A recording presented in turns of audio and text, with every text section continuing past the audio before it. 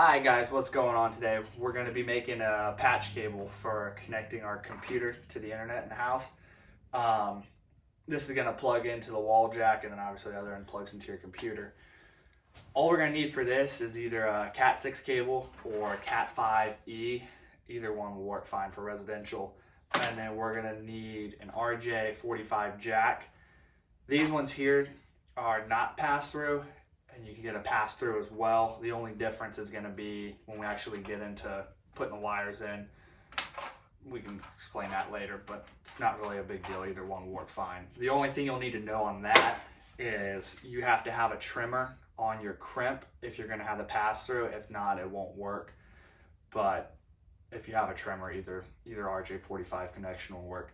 These are just some cheaper Klein crimps that you got at Home Depot, and then a stripper for the wire. You don't need to have a stripper. It just makes it a lot easier, and it helps with accidentally nicking the wire, because when you strip off this outer shell, you can nick one of the wires underneath, and if you do that, you'll have to snip it off and start over. So these strippers here help a lot. And then if you want to have a tester, you can just double check and make sure that your connections are good. If not, you can plug it into your wall and computer and verify that everything worked that way. But now we're going to go ahead and and make some patch cables. All right, guys, let's get into it. You don't have to have the strippers. You could use a razor knife and just be really careful and go around to get this outer casing off.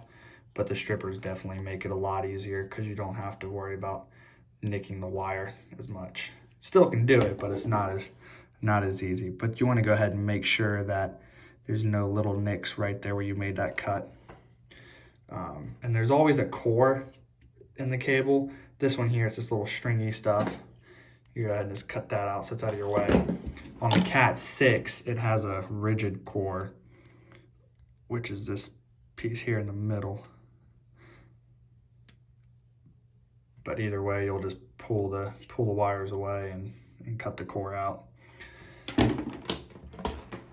On these strippers here, or crimps, they have the B standard labeled right there for you. So you're gonna have the brown, green, white, blue, white, green, orange, white, orange. So you're just gonna wanna go ahead and get the pairs separated. And the neater you can keep everything here, it's gonna make it a lot easier when you actually go to put the wires inside of the jack. Because there's 8 little channels, and each wire has to go inside of a different channel. And sometimes if you don't keep it neat here, a wire can, as you're pushing it in, can go into the wrong channel, and that'll make it where it won't work. So we're gonna do brown, green, white, blue,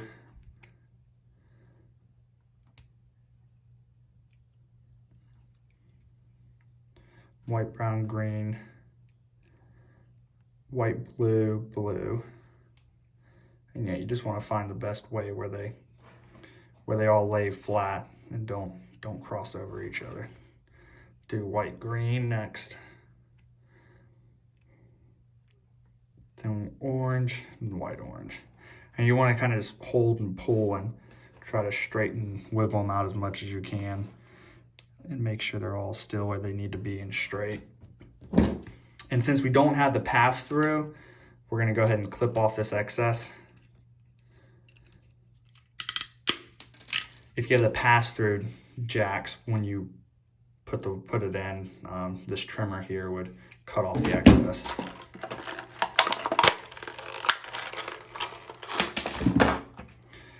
And then you have your prong on the top, so you want to make sure that the prong's on the top so your color is all line up the same. And push in nice and slow, making sure that the wires stay in their channels that they're supposed to. And it helps a lot when you keep them all straight and pull out, because they pretty much stay where they need to be. And then put them in. The crimp, you're just gonna crimp all the way down till you can't anymore, and that's it. So we'll go ahead and test this to verify it's working.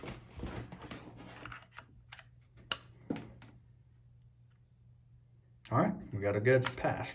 All right, guys, thanks for watching. I hope that this video will help you be successful in making your own patch cable for your projects at home. And make sure you guys leave a comment down below if you have any questions or need help with any of the things we talked about today. And we'll catch you guys on the next one. See you.